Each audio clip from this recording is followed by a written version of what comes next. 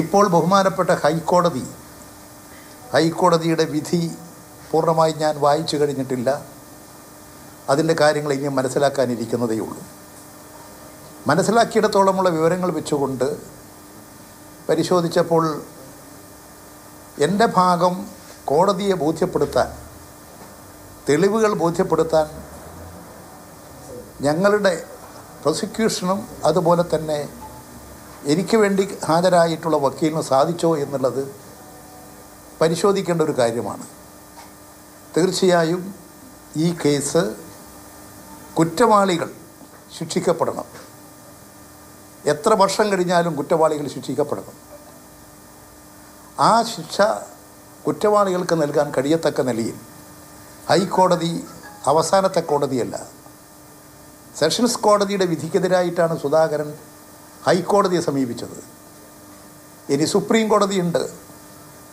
ഈ കേസ് സംബന്ധിച്ച് കേരള ഗവൺമെൻറ്റിനോട് ഞാൻ അഭ്യർത്ഥിക്കുന്നത് സുപ്രീം കോടതിയിൽ അപ്പീൽ ഫയൽ ചെയ്യണം.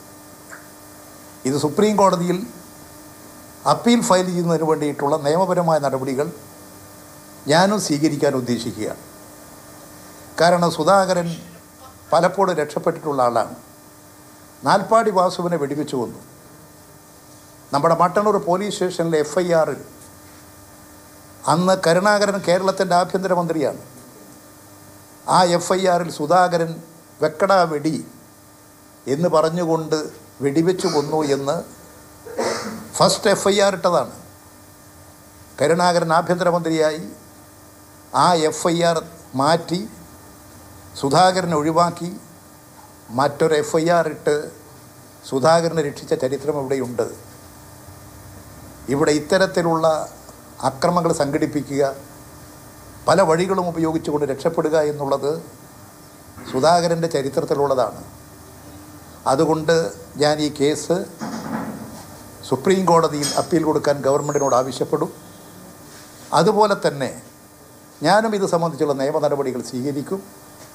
ഈ കേസ് സംബന്ധിച്ചുള്ള വിധിന്യായം വിശദമായിട്ട് തന്നെ പരിശോധിക്കാൻ ഉദ്ദേശിക്കുകയാണ്. കോടതിയെ തെളിവുകൾ വേണ്ടത്ര ബോധ്യപ്പെടുത്താൻ സാധിക്കാതെ വന്നാൽ ചിലപ്പോൾ കുറ്റവാളികൾ രക്ഷപ്പെട്ടേക്കും. ഒരു കുറ്റവാളിയും രക്ഷപ്പെടാൻ പാടില്ല. അതാണ് ഞാൻ ആഗ്രഹിക്കുന്നത്. അതാണ് നമ്മുടെ നീതിന്യായ വ്യവസ്ഥയുടെ ശക്തമായ അടിത്തറ. അതുകൊണ്ട് സുപ്രീം കോടതിയിൽ അപ്പീൽ കൊടുക്കണമെന്ന് ഗവൺമെൻറ്റിനോട് അഭ്യർത്ഥിക്കുകയാണ്. അല്ല, ഇത് ഗവൺമെൻറ് ഞാൻ കൊടുത്ത കേസിൻ്റെ മേലെയാണ്. അപ്പീലായിട്ടാണ്, സെഷൻസ് കോടതി വിധിക്കെതിരായിട്ടാണ് സുധാകരൻ ഹൈക്കോടതിയിൽ പോയത്. അതിൽ ഗവൺമെൻറ് ഭാഗം ഒരു ഗവൺമെൻറ് കേസായിട്ടാണ് അത് പിന്നീട് വരിക. അതിൽ ഞാനാണതിൽ അതിൽ ഞാനാണ് പരാതിക്കാരൻ എന്നുള്ളത് കൊണ്ട് എനിക്കും നിയമപരമായി പരിശോധിച്ചുകൊണ്ട് സുപ്രീം കോടതിയിൽ പോകാൻ സാധിക്കുമെങ്കിൽ സുപ്രീം കോടതിയിൽ പോകാൻ തന്നെയാണ് ഞാൻ ഉദ്ദേശിക്കുന്നത്.